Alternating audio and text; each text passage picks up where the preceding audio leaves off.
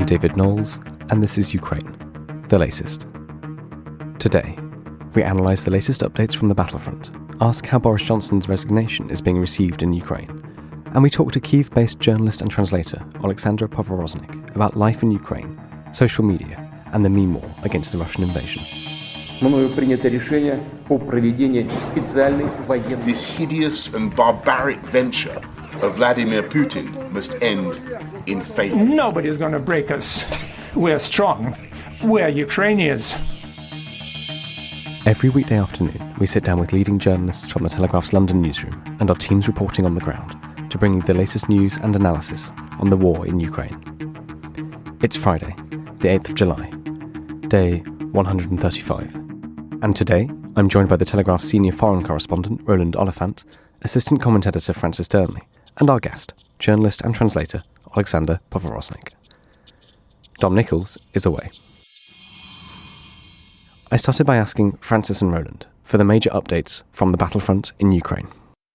The kind of big question is whether or not the Russians have stopped advancing. So the Institute for the Study of War, which is a US think tank which watches kind of what's going on, noted yesterday that the Russians didn't seem to have either advanced or claimed an advance or assessed to have taken any land for the first time since the war began. And their interpretation is they're taking something called an operational pause, which means refitting, resting your troops, getting them ready for the next offensive. And the interpretation is the Russians have won the Battle of Luhansk region. They're about to regroup to move into Donetsk region. Now, Sergei Gaidai, the governor of Luhansk region, this morning disputes that. He says there's no such thing, no operational pause, absolutely no let-up in the shelling. What has happened, he says, is that Russian ground attacks have slowed down because of these high-precision Ukrainian strikes on Russian ammunition depots over the past couple of weeks, which has slowed down their supply of ammunition, basically. But the consensus seems to be the Russian advance seems to have slowed down a little bit. They seem to be repositioning. The British Ministry of Defence says that they are grouping around the town of Siversk, which kind of anchors the northern part of the new front line for their possible next stage. But the consensus seems to be the movement on the front seems to have slowed down a little. Thanks very much, Roland. Francis, would you like to add to that? Well, there's been some interesting remarks from Vladimir Putin in the last 24 hours as well, which I think speaks to some of the issues around this. So he's issued a warning to the West, claiming that Moscow has barely started its military campaign in Ukraine. So he says, and I quote here, for today we hear that they, he means the West, want to defeat us on the battlefield. What can you say? Let them try.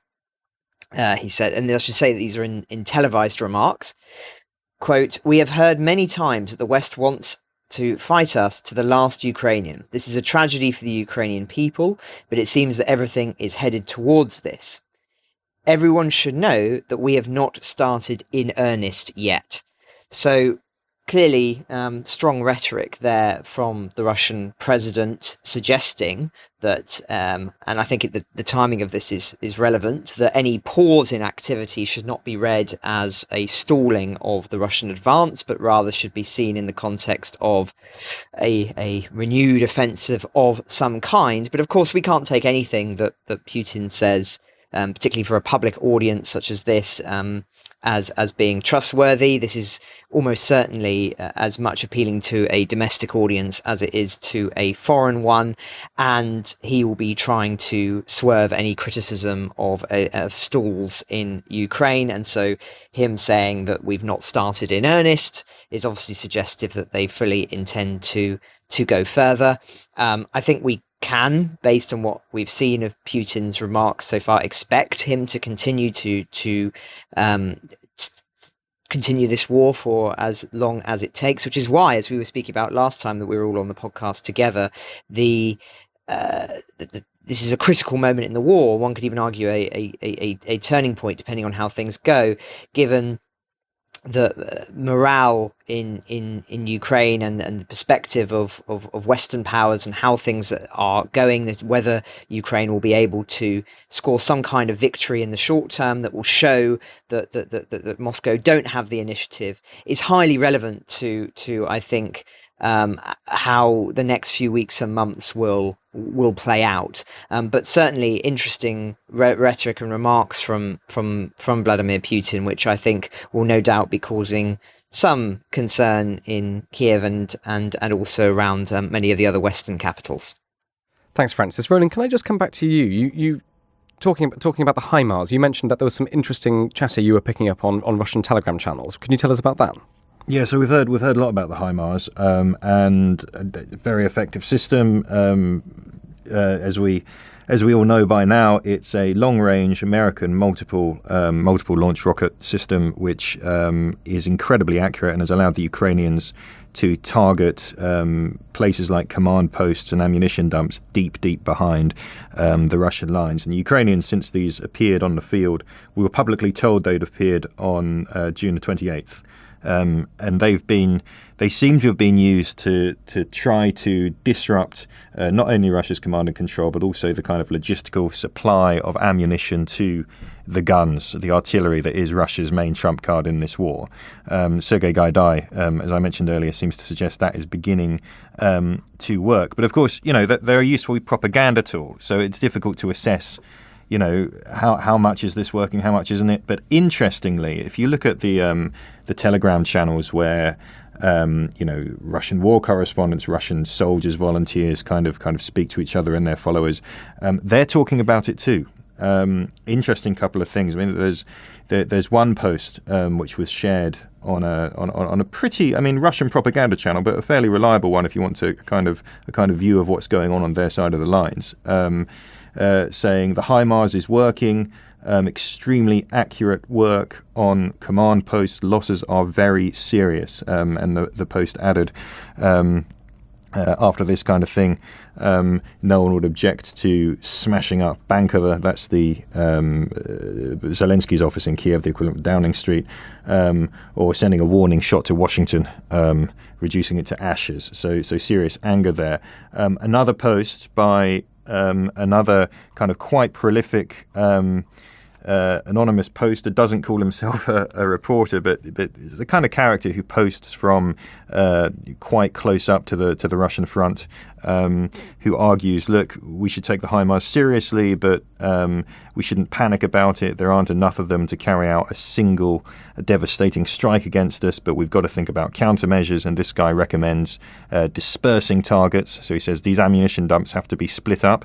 It's going to be a bit more difficult for logistics, but it's better than losing it all. We need to hide all of our high-value targets like command posts, more camouflage, all that kind of thing. And then he says the Russian Air Force and Russian Special Forces teams behind Ukrainian lines have to absolutely prioritize finding these things, hunting them down, and destroying them, which, none of this can be verified. You always have to be careful about what's being put out into the information space. Is it meant to steer the conversation one way or another? But it does look like the presence of HIMARS on the battlefield, they're being felt, and it's certainly being felt psychologically. It's definitely moving to the discussion on both sides of this war. Thank you very much for that, Roland. Boris Johnson, British Prime Minister, resigned as leader of the Conservative Party yesterday. He's spoken to Ukraine's President Volodymyr Zelensky, reiterating the United Kingdom's support for Ukraine when he quit. This is when I'd quite like to bring in our guest, Oleksandra. Thank you very much for joining us. First, Francis, can I just ask your thoughts? How has this changed in the past 24 hours? And then we'll come to Oleksandra, because we'd really like to hear your thoughts on how has Boris's resignation been received in Ukraine? Yes, well, yesterday on the podcast, obviously it was breaking news of Boris Johnson's resignation, and we spoke about this question mark over whether he would be staying for a matter of days, hours, weeks, or months. As things currently stand, we are expecting him to remain in post as a sort of lame duck prime minister, I suppose you would say, until a new leader can be chosen. Normally that process would take up to 2 or 3 months, and the current understanding is that the new prime minister will be in post by October. So that's still considerable time when measuring this in terms of the war in Ukraine. A lot could happen in that time, but this still isn't guaranteed. There's a lot of consternation amongst Tory grassroots and also amongst Conservative MPs about Boris Johnson staying in office any longer than necessary, and there are manoeuvres, we understand, for him to be forced out much sooner. So there are a lot of unanswered questions on this, but I think as things stand, we are expecting him to remain in office, certainly for a matter of several weeks. You mentioned a conversation yesterday that took place between President Zelensky and Boris Johnson. We understand that was very, very cordial indeed. In fact, possibly even ending with Boris Johnson saying, "You're a hero, Vladimir. Everyone in the UK loves you." To which President Zelensky replied, "You're a hero, Boris. Everyone in Ukraine loves you." And I think that it will be a real challenge for the next Conservative leader to build a similar rapport, such has been the support of Boris Johnson for President Zelensky. But that seems like a good time to bring in our guest and to hear her perspective on what's happened. Hi, everyone. Lovely to be here. Well, it's fascinating for me because, the response of Ukrainian general public on social media to Johnson's resignation, and the response of British people I know and I follow online, it's been vastly different. And it's like seeing two parallel universes, because Ukrainians are mostly convinced that Johnson is a hero and that you Brits were really lucky to have him. And there's a lot of grumbling going on, and even a lot of conspiracy theories, I'd say, because a lot of people in Ukraine are very concerned that his resignation will sort of lessen the UK's support for Ukraine. And a lot of them are, saying that maybe it's, somehow a result of Russia's interference, that, maybe Russia has, bought off some British politicians and convinced them to force Johnson into resigning, because he is in Ukraine. He's hugely popular. We even have a hugely popular chain of bakeries which have a croissant named after Boris Johnson. So a lot of people in Ukraine are huge fans, and it's really weird seeing the difference in the way that he's being discussed, and in British media and in Ukrainian media, and just by Ukrainian users online. Well, thank you very much for that, Oleksandra. I realise we sort of went to you with a question, but would you like to introduce yourself? Tell us a little bit about yourself, your background, and what's your experience of the invasion been so far? Okay, sure. Well, I'm a film critic based in Kyiv, or at least I sort of was a film critic, because there's not really much time and much space to write about movies at the moment, since our cinemas have just reopened a couple of months back, or even weeks. So, and as for my experience with the invasion so far, there's a great Ukrainian phrase which a lot of people are repeating nowadays and using it. It goes something along the lines of, well, it would be sinful to grumble, or it would be sinful to complain. And it's a phrase that people use when they're doing not really well, but they realize that a lot of people are in much worse positions. And that's pretty much, it pretty much sums up my experience, because I have been forced pretty much to flee my home with my family, but everyone's alive and well, at least in my family. So as far as as Ukrainians are concerned, I'm one of the lucky ones, definitely, because I definitely wouldn't have called myself lucky in this situation, previously, but just comparing stories with my friends and relatives, I do realize that I've been very lucky so far. So yeah, as lucky as Ukrainians can be. Can you tell us a little bit about Ukrainian social media? What's your experience of it been so far in the war? Well, I think it's a fascinating case because I don't think we've, as a society, we've seen conflicts of such a scale with, social media playing quite a large role like this, because there's obviously, there's the good and there's a lot of good, about social media and its influence on the war so far. A lot of Ukrainians are turning to social media to share their experiences, to sort of debunk Russian propaganda. And I think that social media has finally given a lot of Ukrainians the agency they were denied for quite a long time, because whenever you see these huge, sometimes, outlets spouting, Russian propaganda or, slightly untruthful versions of what's happening. And on social media, immediately there'll be hundreds of Ukrainian users who are arguing with that, who are sort of debunking all of that, who are trying to give their version of events. So I think for a society which in the West has sort of been, denied agency for a long time, because most of the coverage of Ukrainian affairs, it came from Moscow.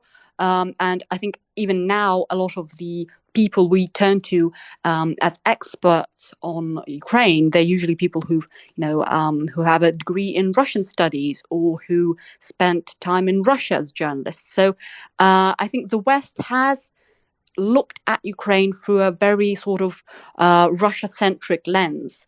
And social media is allowing Ukrainians finally to sort of turn that narrative around. And it's great. That's something really good that's come out of it. And it does help Ukrainians, get support fast for various initiatives, and it makes fundraising so much easier. So in that respect, social media has been a godsend, because it's much easier to, whatever you're looking for, whatever a certain battalion or unit needs, people on social media will make fundraisers or whatever, or sell their art, or do charity work to raise money for that battalion and to have it meet its needs. So that's been definitely very, very helpful. But also, of course, there's a downside to all of this.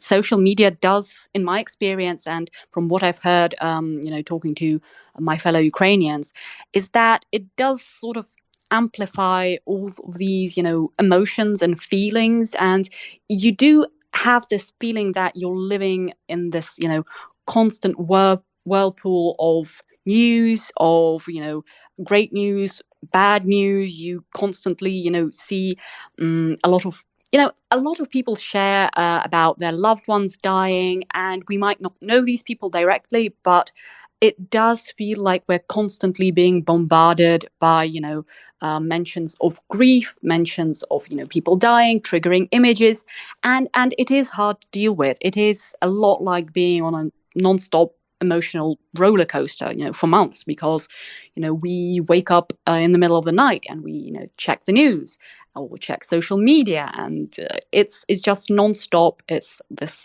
constant wave of all sorts of emotions. And I think psychologically I feel like we will need to have studies on how that affects our generation and the people living in Ukraine right now, because it definitely it is very traumatizing and difficult to deal with. Can I ask you quickly about memes?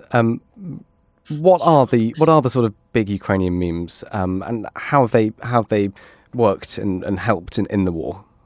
Well, I think memes, just in case some of the listeners might not know this, might not be familiar with internet culture as much. Memes are just these sort of humorous pictures on the internet about, certain situations or whatever. And there have been a lot of these, sometimes funny, sometimes mildly offensive, perhaps, memes going around on Ukrainian social media. And I think they have, for one, helped a lot of Ukrainians, deal with all of these very contrasting emotions.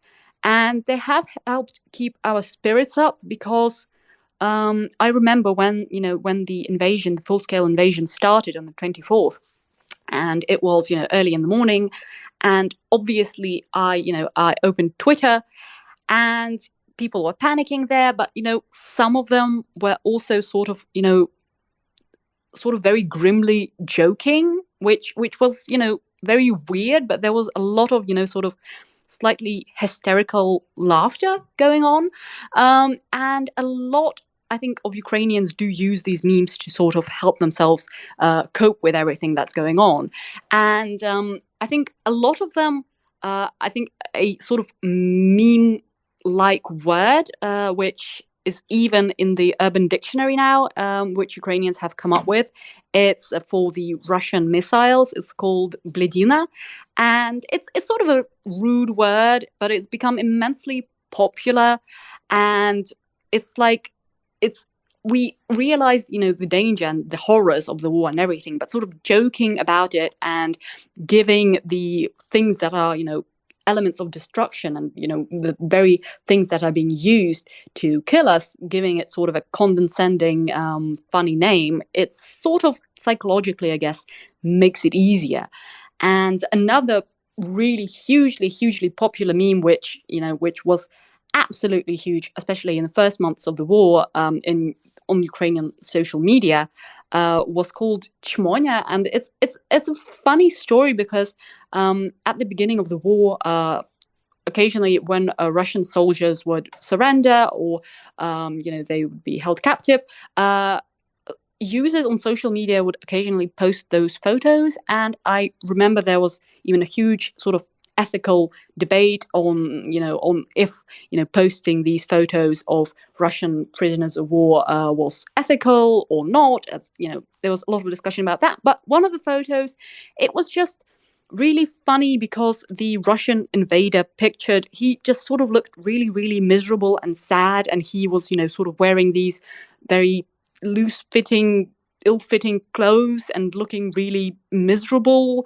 And I think because, obviously a lot of people in Ukraine at that moment, we were, really fearful for our lives, as we still are. Just the sort of really funny image of a very miserable looking invader, it sort of became popular because it let us, make fun of the thing which, we feared the most at that time. And so Chmonya, he became like this huge sensation on the internet. People would, we would cosplay him. They would do makeup tutorials on TikTok on how to look like this essentially 40-something guy in military clothing. And he became a huge sensation on the internet. People would write, fanfics about him or whatever, make funny videos on TikTok where, he would visit different cities in Ukraine as a tourist and not as an invader. And, they would Photoshop him into pictures of, Ukrainian hotels or whatever. And it's, when I start describing it, it does seem, slightly surreal and, not very funny. But at the time when a lot of people were very on edge, they still are, but I think we're sort of getting used to it now. But in these, months of very intense fear and panic, it, stupid humor like that, it did help keep our spirits up a lot. So I'm very thankful for those memes. Well, thank you very much, Oleksandra, for that. That was absolutely fascinating. Roland and Francis, Roland, we had a conversation the other day about memes and NAFO and so on in the Ukraine war. I wonder if you've got questions for Oleksandra. To be honest, my questions aren't really about memes. My question is about what it feels like in Kyiv at the moment. Because I was last in Ukraine over a month ago now, and I'm quite curious about how atmospheres have changed. Has it still changed? Kyiv was still quite, I would say, quiet. It wasn't the kind of energetic party town that it used to be, but it was kind of coming back to life when I was there. So could you tell us about atmosphere, morale, and also the petrol crisis? Can you get petrol yet? These are, I think, the things I'm interested in. Everyday life. You're right. Kyiv is still a lot quieter than usual. And there is sort of a sense of, going about life as usual, but in a sort of a defiant way, in a sort of, in a very proud, we know we're in danger, but we're still going to get our damn coffee and we're still going to go out and get a pizza sort of way. So there are a lot less people in Kyiv, especially women and children. But life is sort of, returning very slowly. I think a lot of people are, making their way back to Kyiv. And a lot of restaurants are, opening up again, and sort of, there is sort of a sense that life is returning to normal, but very slowly and sort of very carefully. So it just looks really odd because in some of the cities in Western Ukraine, because my family and I, we fled to Ternopil in the first month of the war. Cities like Ternopil, they haven't changed all that much, and they still, businesses as usual over there. And it's sort of easy to forget that there's a war going on. Meanwhile, in Kyiv, it's still, life goes on, but you still have this very clear sense that, something's not right, because there are, these anti-tank systems at every corner, and these, huge monuments being covered up with, sandbags and things like that. And people are, sort of on edge, I'd say. And there is sort of, a feeling that, we realize that, it's dangerous and the war is still happening. So there's definitely no sense of escapism, especially, after the attacks last week and all of that. So there is a sense of, we're adjusting to this new normal. As for the petrol, it is still very, very difficult. There are, huge queues out, around petrol stations. Funnily enough, you can still get an Uber or a taxi without problems. But honestly, my husband and I, we tried to get refueled, but then we sort of, drove around for about half an hour and realized that we'd be burning more petrol than we could, find. So a lot of people have, turned to walking more. But although I do have to say, and this is something that I've seen discussed a little bit on social media, a lot of people are sort of surprised when they see photos of the shopping mall in Kremenchuk, which was attacked, which was hit by a Russian missile recently. And a lot of people, I've noticed, sort of mildly pro-Russian people, have been sort of saying that it's all a hoax because there aren't a lot of cars around that shopping mall in the video. And I do think that this is, an appropriate time to point out that Ukrainian society is not as, automobile-centric as I think, especially American society and a lot of Western Europe. We do use public transportation a lot. We do walk a lot. So, not being able to get around by car, it is causing trouble. But, Ukraine, especially Kyiv and big cities like that, we are sort of, our public transport is holding up, and so it's not, as awful as, a petrol crisis, for example, if it were to happen in the US. So yeah. And just quickly to follow up, if I may, have you detected that events further east, I mean, the fall of Severodonetsk and Lysychansk, has that, in your view or amongst the people you know, affected morale or the mood?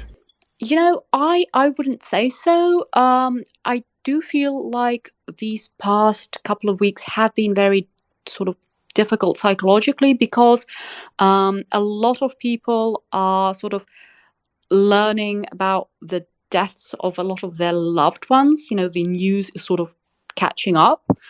And there has been, a lot of, I think, sadness around that, because, I think there's like this huge new wave of news about, more and more soldiers being killed in action.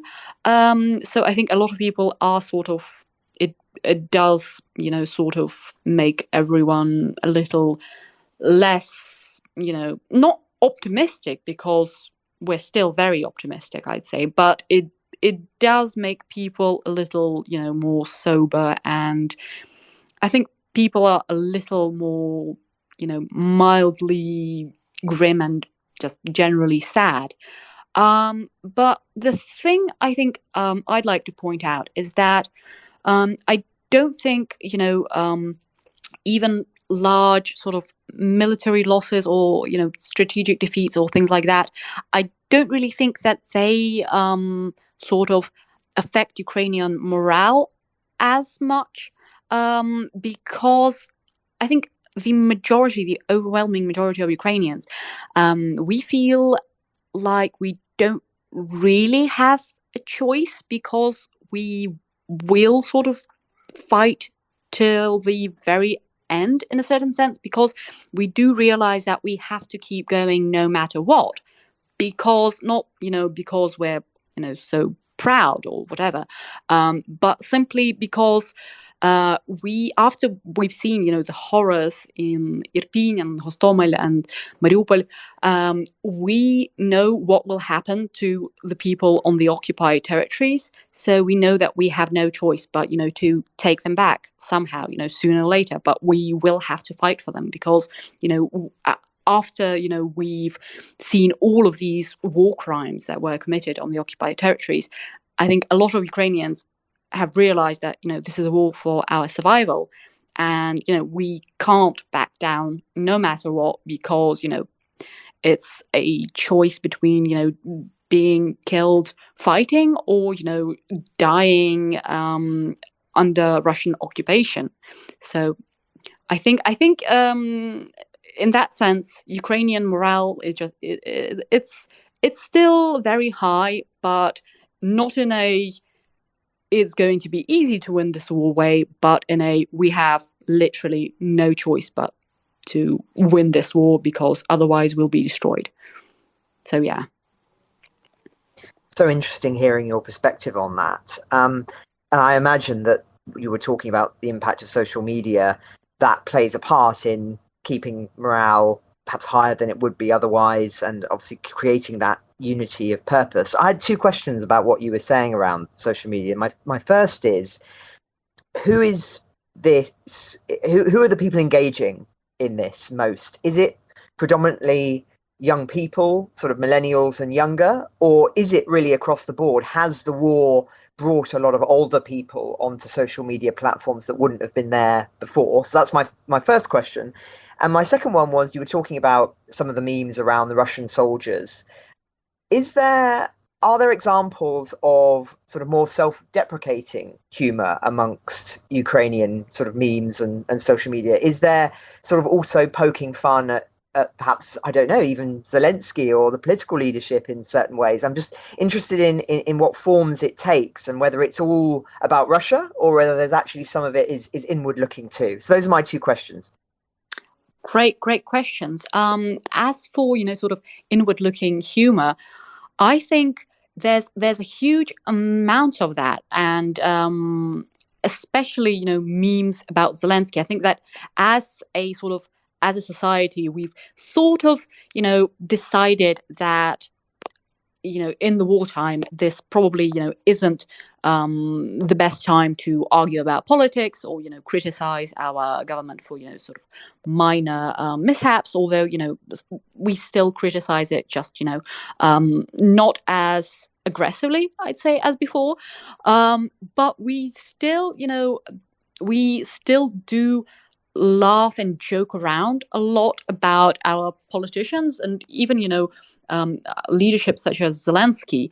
I think it's a really fascinating case, because a lot of these jokes, they're sort of on the line between being, sort of lovingly mocking someone and being disrespectful, and they never really, from what I've mostly seen, they don't really cross into the disrespectful territory, but they do still mock, a lot about, Zelensky's just, his the way he's perceived in the media, and the way that he has remarkably stepped up to the challenge of leading a nation through this war. And so I think a lot of it, sort of makes fun of that. And also, when the war, when the full-scale invasion began, a lot of Russians, they sort of uncovered or just remembered, because they were quite familiar with it, Zelensky's career as a comedian, and they started sort of spreading these screenshots of his sometimes really silly sketches, or screenshots of him in drag, or pole dancing. There was a video of that too, and they sort of did it to, I don't know, lower our morale, or sort of discredit him in our eyes, I guess. But it did, at least on Twitter, it did backfire spectacularly, because I think especially the younger users of Twitter, which sort of has something to do with your first question about the age. I think a lot of the younger Ukrainians on Twitter, and that's their social media app of choice. A lot of them, they embraced the fact that Zelensky had this comedic persona, and they started sharing the same screen caps and saying, yes, we know that's our president, he's he can pole dance and we love him for it, and so we did, it's another case of sort of mocking someone, but also in a very loving way. And we realized that his rise from comedian to, I don't know, a leader of a country at war is very surreal, and I think a lot of Ukrainians are choosing to embrace that. And so a lot of the memes there about our leadership, but also about ordinary Ukrainians. There are a lot of jokes going around about an air raid siren going off, and people sitting around in their apartments and not going down to the shelters, but saying things like, maybe we should close the curtains at least, because we wouldn't want to be hit by a missile. So I think a lot of Ukrainians do make fun of themselves for taking risks, or being slightly careless, and getting used to this horror that surrounds us every day. So a lot of humor is connected to that. There have been a lot of memes about Ukrainians sort of sitting around in very sort of fragile buildings, and refusing to go down to the bomb shelters, because a lot of us don't really feel like doing it for the fifth time in a day, but sort of holding on to religious iconography, or praying, or doing some certain like superstitious things, and believing that will protect them. So I think a lot of humor is about Ukrainians themselves. It's not really about Russians. Except for Chmonya, I guess there haven't been like that many memes about Russians in particular. I guess because I think the sort of sentiment on social media, and a lot of people my age, we sort of feel like the less we talk about Russia, the less we the less we engage with their content, the less that there's this feeling that we should draw a line between Ukrainians and Russians, and we should sort of keep their society as far away from ours as we can, and wasting time making memes of them is again sort of living in a sort of Russia-centric world. And right now, a lot of Ukrainians are sort of rejecting that and trying to, not think about Russians even as they're, firing missiles at our buildings. And Sorry, forgive me. I just wanted to jump in on that because it's very interesting what you say, this sort of separation between what Russia is putting out on social media and how Ukrainians are engaging with their own content. I just wanted to ask very quickly, because I'm conscious you're still going to answer my other question, is what has been the Ukrainian reaction to Russian propaganda on social media? We know there's been a lot that has attempted to be put out by Moscow, who clearly see social media as one of the fronts in this war. How effective has it been? How nuanced has it been? Or has it actually been remarkably ineffective of communicating to the Ukrainian people? Well, that's another great question. There has been, the Russians have been trying to sort of demoralize us, I guess, or spread, I'd say, overwhelmingly unconvincing propaganda on social media, and I think a lot of us sort of feel that knowing Russian is a blessing and a curse, because on one hand, we sort of obviously understand their worldview a lot better than arguably a lot of people who don't know Russian. But also, having to occasionally, bump into these really absurd sort of lies or accusations. It is slightly horrifying.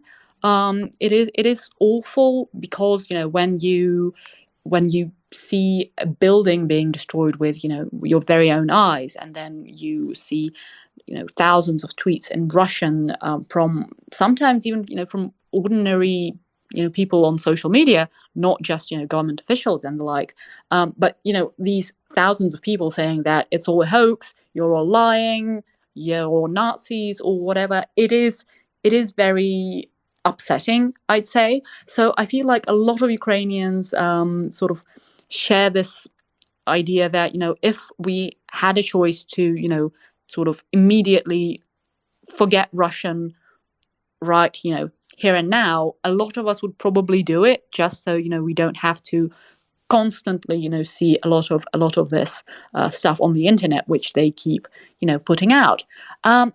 So honestly, I'm really confused about Russian propaganda online, because there has been a lot of talk about Russia using sort of social media as an instrument in this war. And I do see a lot of Western influences and sort of alternative thinkers and tankies and the like, with huge followings, sort of repeating these absolutely absurd lies. And yet when I look at the propaganda that they're spreading, it just seems like it would be ineffective, because it's also absurd. These strange accusations about biolabs in secret NATO biolabs in Ukraine, and things like that. And it's very strange to me that a lot of people seem to be falling for it. But Ukrainians usually, we just mock a lot of that. I think a lot of us have been, we consider being banned by Simonyan and other people like her as a badge of honor. And there is even a subset of foreigners who are also doing this good work on social media and essentially calling out Russian officials on their lies. And essentially sometimes, I don't know, I wouldn't probably use the word bullying in this context, but it is sort of it is essentially bullying a little, but they do it for good reasons, and they do sort of confront a lot of Russian ambassadors on Twitter, and these sort of group of foreigners on Twitter who are harassing Russian officials and making fun of them, and doing stuff like that. They call themselves NAFO, which is the North Atlantic Fellow Organization, which is a fascinating phenomenon, because it's something that I think Ukrainians on social media, this isn't something that is popular among Ukrainians and Ukrainian-speaking users of the internet, but it is something that's become sort of a very interesting, iconic meme among foreigners and non-Ukrainians who support Ukraine. Because this sort of, informal group of users on Twitter, they sort of make memes, usually using pictures of dogs, and they sort of, debunk Russian propaganda online. But a lot of it is silly and absurd, but they also, raise a lot of money for the foreign and Georgian legions, and they're doing very good work in a very interesting way. So I think that's one of the cases of what warfare may be like today, especially for people who aren't in Ukraine and aren't able to get involved directly. A lot of them use social media to sort of help the cause, which I find absolutely beautiful and very encouraging. And as a Ukrainian, I appreciate it a lot. Thank you very, very much for that, Oleksandra. That was absolutely fascinating. I just wanted to ask, when we were discussing before you came on, you said how the resignation of Boris Johnson is one of the big points of discussion at the moment in Ukraine. Do you have any questions for us that we could be helpful in answer? Sure. As any other Ukrainian, I am also, concerned as to how will Johnson's resignation will it affect the amount of support that Ukraine will be getting from the UK, because the UK has been a great partner to us and a great source of support. So do you think that will impact it in any way, or do you think the general public might be too sort of tied up in your own internal political affairs, and might that sort of distract from Ukraine, or might that sort of make people care less? What do you think? What is your prognosis? Roland and Francis Field, this one, if that's all right. I think, in short, it will not affect the British support for the Ukrainian cause. Boris Johnson has indeed been an enormous champion and set the tone successfully for how the war, I think, would be seen existentially across Europe and indeed in Britain. And that will be his great legacy in relation to the war. I've said in the past, and I still stand by this, that if there had been a more temperamentally cautious leader, perhaps such as Theresa May, still Prime Minister, that had been slower to respond, that may well have condemned Kyiv to being seized early by the Russian forces and, possibly even worse. So I think that will be his great legacy. But by having defined how the war is seen in this significant way, I don't foresee any Tory leader who succeeds him changing course in any way. I think, if anything, there is a chance that if Ben Wallace, who is currently the Defence Secretary, runs, then he would, and he has a strong chance of winning. And of course, that would lead to an even more harder response, possibly in relation to Ukraine. In terms of how the public are reacting to all of this, I don't think it changes either their attention on the issue. Of course, to some extent, it's inevitable that the headlines will be grabbed more by what's going on in domestic politics here, particularly with the cost of living crisis and everything else. But broadly speaking, I think people are still very, very much engaged in this issue. We certainly haven't noticed a drop-off in engagement on that, looking at our metrics. And so I think, broadly speaking, it shouldn't be a concern to our Ukrainian listeners to think that with Boris Johnson's removal, this will fundamentally change anything. Far from it. I think there will be a continuation of the policy. And indeed, it will be all candidates now standing to succeed Boris Johnson will be very, very vocally saying that they will intend to support the Ukraine in its time of need. So hopefully that will answer your question, but no doubt Roland will have some thoughts as well. Yeah, absolutely. I think Francis is right about the consensus in Britain. I think it's absolutely kind of the one thing that the British political establishment can, on all sides of the House, be it Conservative, Labour, different parts of the Conservative Party, everyone is pretty much behind the Ukraine policy. So I think Ukrainians have no reason to fear that Boris Johnson going is going to change that. It's not a particular Boris Johnson thing. It is about Britain.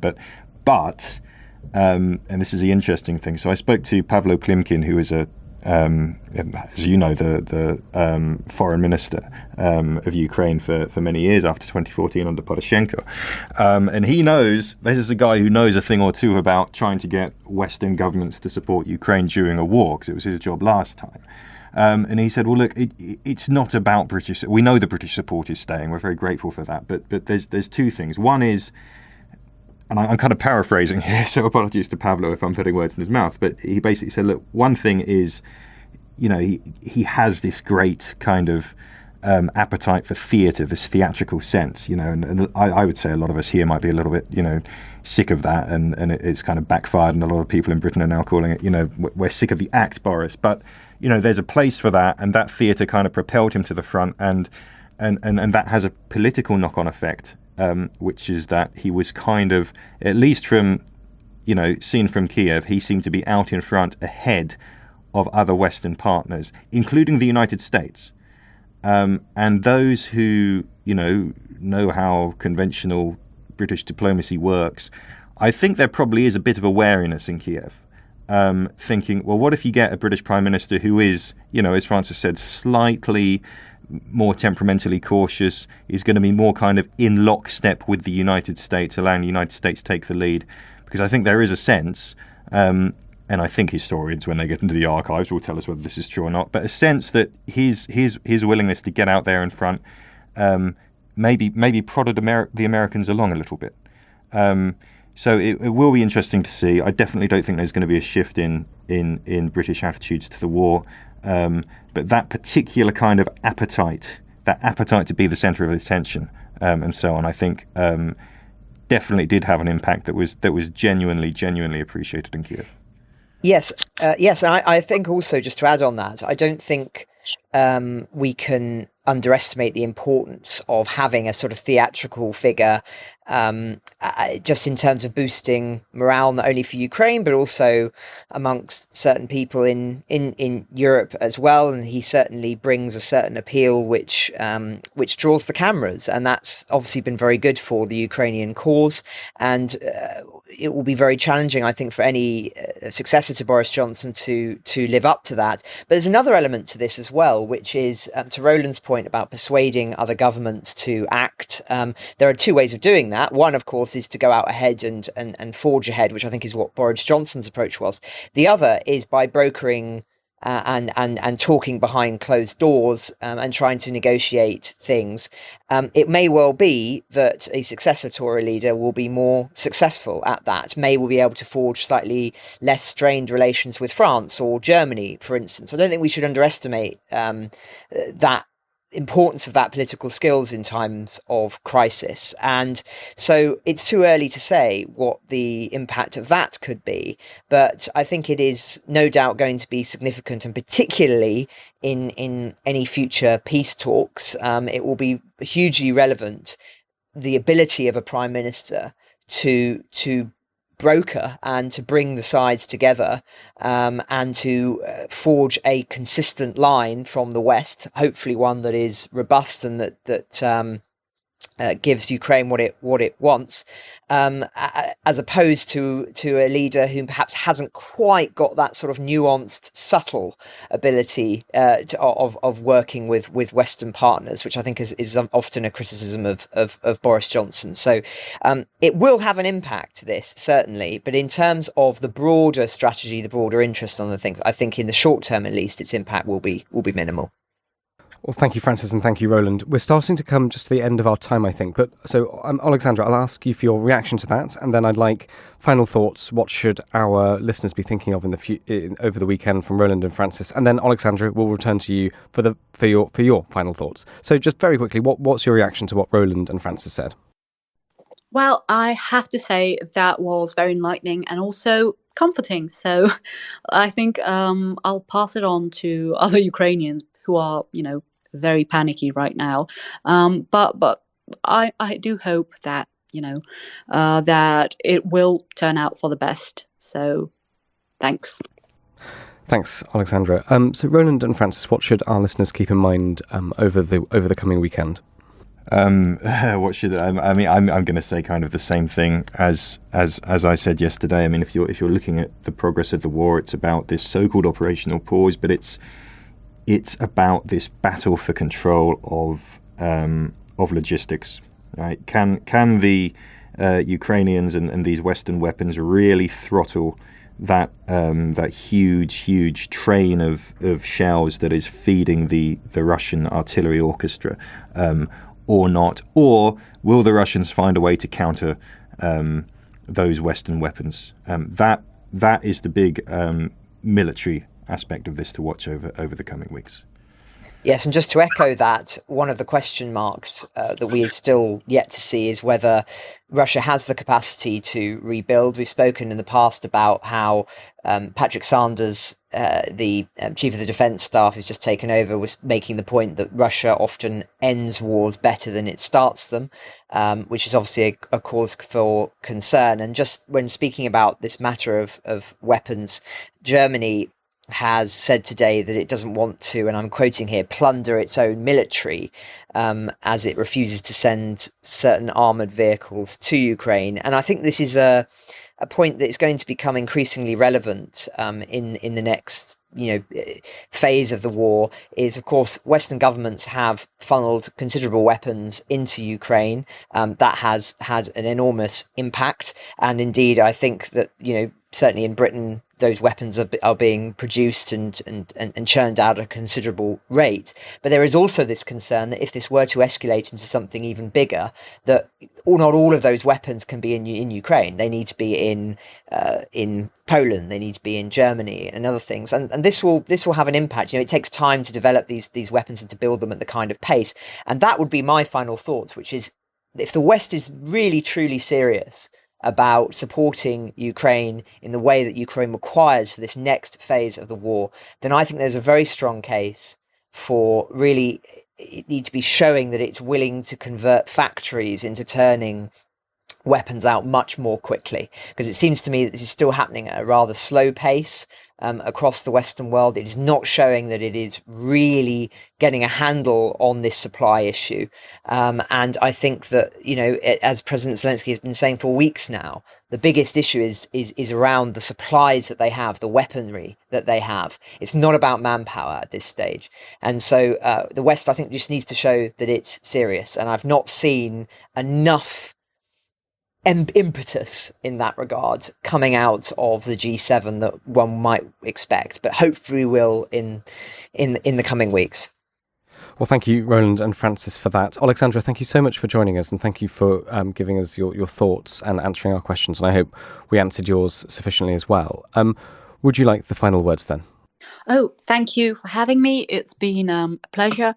And I don't know, I guess my final thoughts would be that, I hope that all of our listeners will keep their eyes and ears on Ukraine, and I think that the interest in Ukraine and the fact that, there were so many, that there still are so many people who are non-Ukrainians who might not have even, known a lot of Ukrainian history before the events of this year. They have tuned in and they have, pretty much sort of forced a lot of politicians into supporting Ukraine and into, being at least more active in their support. So I know that a lot of people outside of Ukraine feel like, they're not doing enough to help, that, they're not, they can't actually get involved directly. And it's, it's difficult to be in the role of a spectator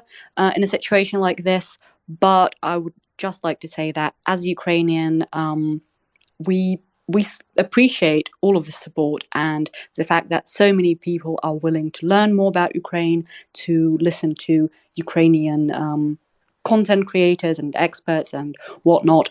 It is truly, very uplifting, and it does give us a lot of comfort, and it boosts our morale in ways that you can't even imagine. So it's been a pleasure, and Thank you so much for the wonderful work you do. It means a lot to us. Ukraine the Latest is an original podcast from The Telegraph. To stay on top of all of our Ukraine news, analysis and dispatches from the ground, subscribe to The Telegraph.